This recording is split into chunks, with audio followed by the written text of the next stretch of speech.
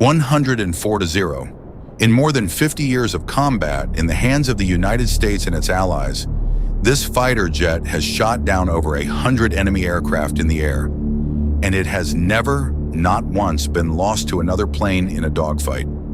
104-0. No modern fighter on Earth has a record that even comes close.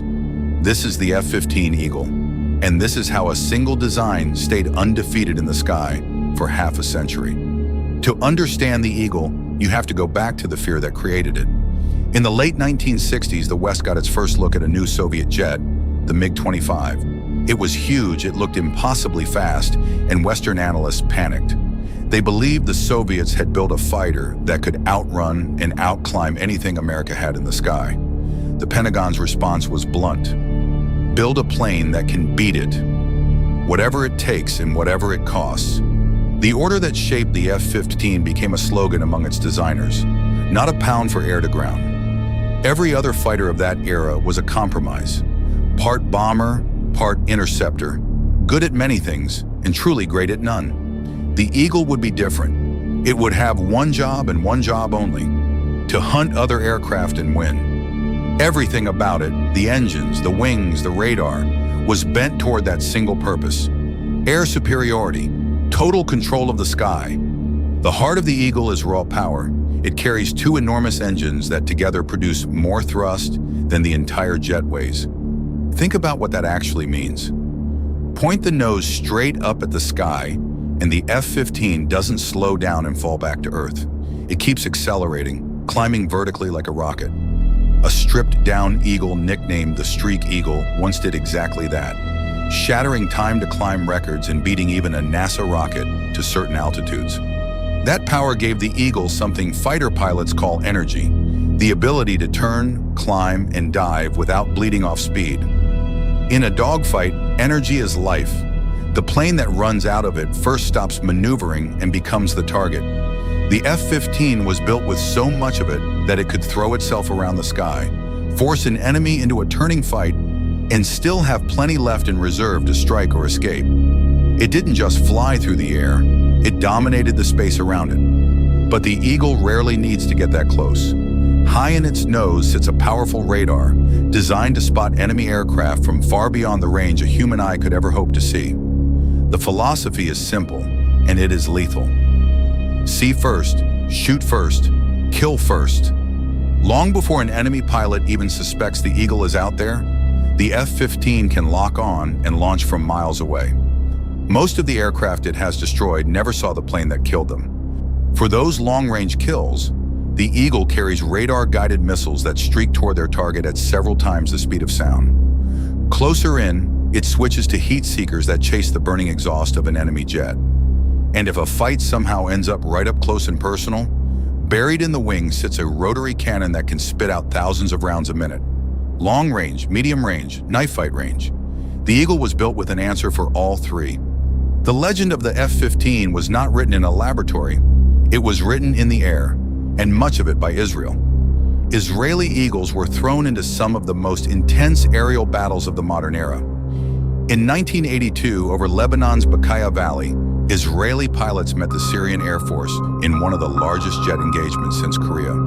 When it was over, dozens of enemy aircraft had been swept from the sky. Israeli air-to-air losses in that battle? 0.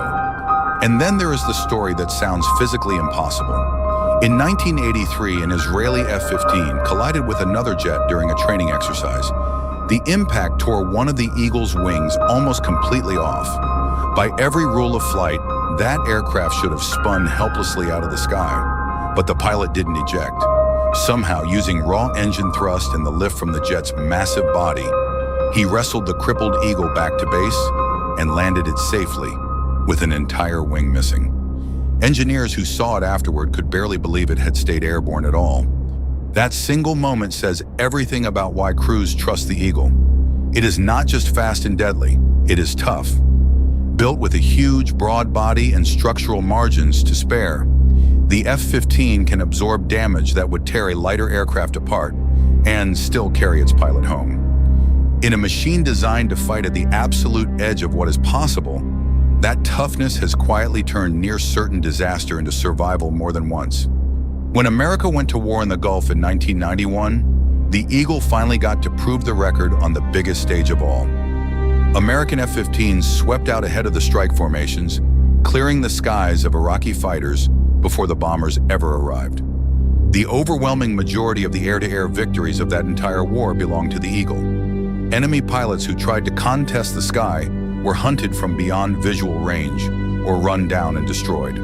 The airspace simply belonged to the F-15. What made it so one-sided wasn't only the plane, it was the entire system built around it. Airborne radar aircraft fed the Eagles a picture of the whole sky.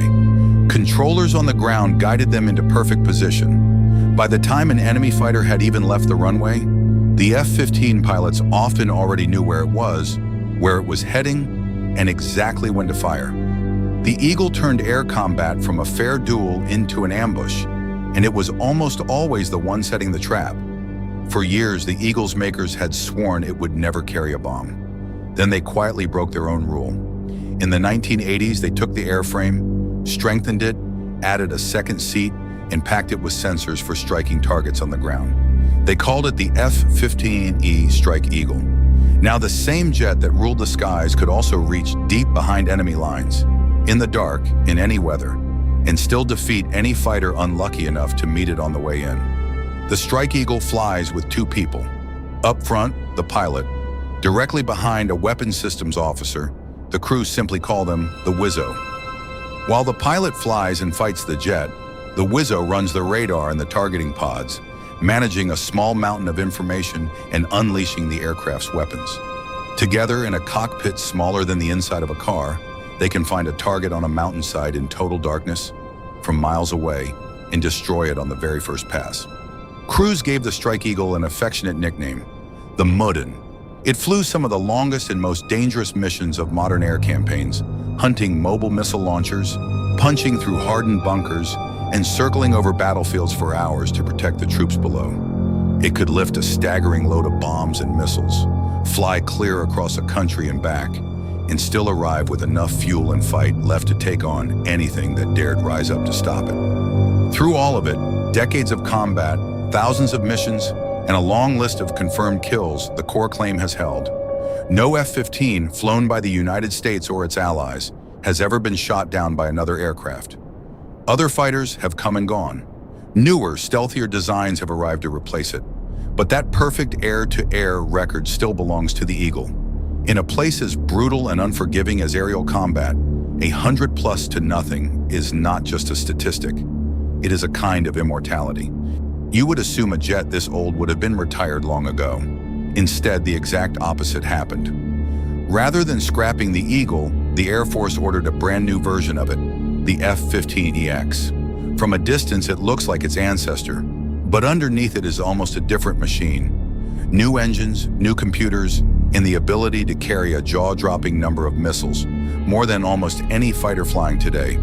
The plane they kept trying to replace is now rolling off the production line once again. So why does the Eagle simply refuse to die?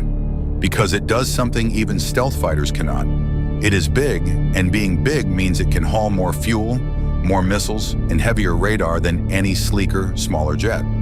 When the mission is to carry an enormous load of weapons a very long way, and then own a piece of sky for hours on end, almost nothing does it like the Eagle. Stealth fighters hunt from the shadows. The F-15 rules in the open. There is a reason enemy pilots learned to dread the sight of it. The F-15 was never subtle, and it never tried to be. It didn't sneak or hide. It announced itself, a massive, screaming presence that owned every fight it entered. For half a century, if you saw an Eagle appear on your radar, the smart move was almost always the same. Turn around and go home, because the pilots who instead chose to fight it are the very reason that record reads 104-0. The Eagle changed what air power even means.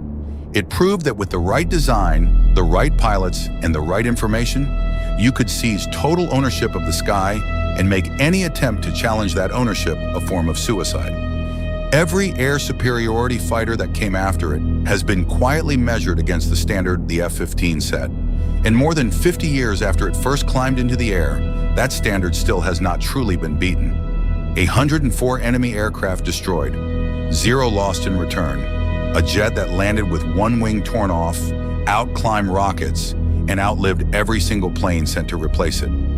The F-15 Eagle didn't just win the battle for the sky, it never once lost it. So here's the question for you. Is the Eagle the greatest fighter jet ever built, or has another aircraft earned that crown? Tell us in the comments. And if you want more of the machines and operations most people never hear about, subscribe to Eyes on Ops. We'll see you on the next one.